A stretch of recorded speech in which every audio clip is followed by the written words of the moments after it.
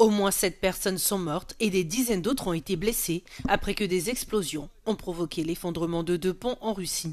Les 2 incidents se sont produits dans des régions frontalières de l'Ukraine, mais la cause des explosions n'a pas été précisée par les autorités.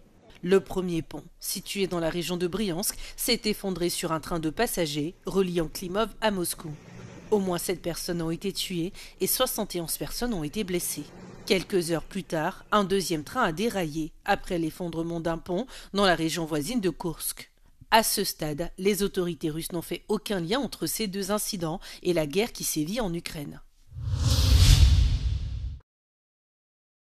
Selon un rapport de l'Agence internationale de l'énergie atomique, l'Iran a de nouveau accru son stock d'uranium enrichi, le portant à des niveaux proches de ceux nécessaires à la fabrication d'armes nucléaires. Le chef de l'organe onusien Raphaël Grossi a confirmé que Téhéran disposerait de suffisamment d'uranium enrichi pour fabriquer plusieurs bombes atomiques s'il le souhaitait.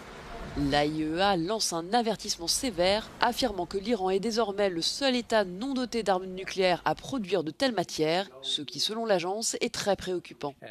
Téhéran a rejeté les conclusions du rapport, le qualifiant de politiquement motivé, et maintenant que son programme nucléaire est uniquement destiné à des fins pacifiques. Ce rapport intervient à un moment délicat alors que l'administration américaine cherche à conclure un accord avec Téhéran pour limiter son programme nucléaire. Les 2 parties ont tenu plusieurs cycles de négociations sans parvenir à un compromis jusqu'à présent.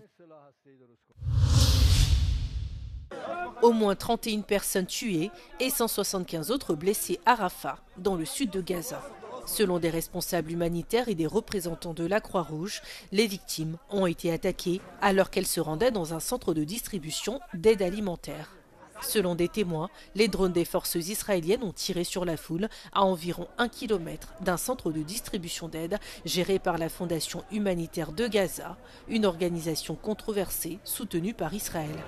La Fondation a de son côté démenti les informations faisant état de morts, de blessés et de scènes de chaos. Elle affirme au contraire que l'aide a été distribuée sans incident majeur. Créée en février 2025, la Fondation humanitaire de Gaza, soutenue par Israël et les États-Unis, a pour objectif de distribuer de l'aide alimentaire 2 fois par mois dans les zones militarisées. Pourtant, les agences de l'ONU et les principaux groupes humanitaires ont refusé de travailler avec cette nouvelle organisation, estimant qu'elle viole les principes des droits humains. Le patriarche œcuménique Bartholomée Ier a dirigé une messe à Istanbul dimanche pour marquer le 1700e anniversaire du premier consul général de l'Église chrétienne. Il a eu lieu dans l'ancienne ville de Nicée, dans l'actuelle Turquie, en 325 après Jésus-Christ. Le concile de Nicée reste important pour les relations entre orthodoxes et catholiques. Il s'agit du premier rassemblement œcuménique d'évêques qui a permis de promouvoir l'unité entre les églises chrétiennes du monde entier. Il a notamment débouché sur le manifeste de Nicée, une déclaration de foi que les chrétiens récitent encore aujourd'hui. Bartholomée, chef spirituel des chrétiens orthodoxes du monde entier, a rencontré le pape Léon XIV pour la première fois il y a quelques jours.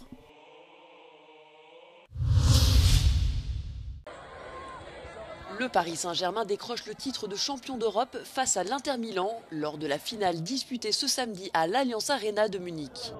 Le club métamorphosé par des milliards qataris a décroché le plus prestigieux trophée du football européen pour la première fois de son histoire. Désiré Doué, l'attaquant français de 19 ans devenu le symbole de la nouvelle génération parisienne, a illuminé le match avec 2 buts et une passe décisive, le tout en un peu plus d'1 heure de jeu. J'ai pas vraiment les mots pour décrire ce que je ressens ce soir. C'est quelque chose de magique ce qu'on a fait.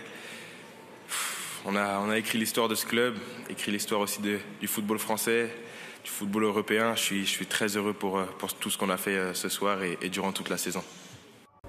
La victoire du PSG a été célébrée dans la joie par de nombreux supporters dans les rues de la capitale. Les scènes de liesse ont toutefois rapidement dégénéré, notamment à Paris sur les Champs-Élysées et aux abords du Parc des Princes où le match était retranscrit sur écran géant. 2 personnes sont mortes dans la nuit et 559 personnes ont été interpellées par les forces de l'ordre.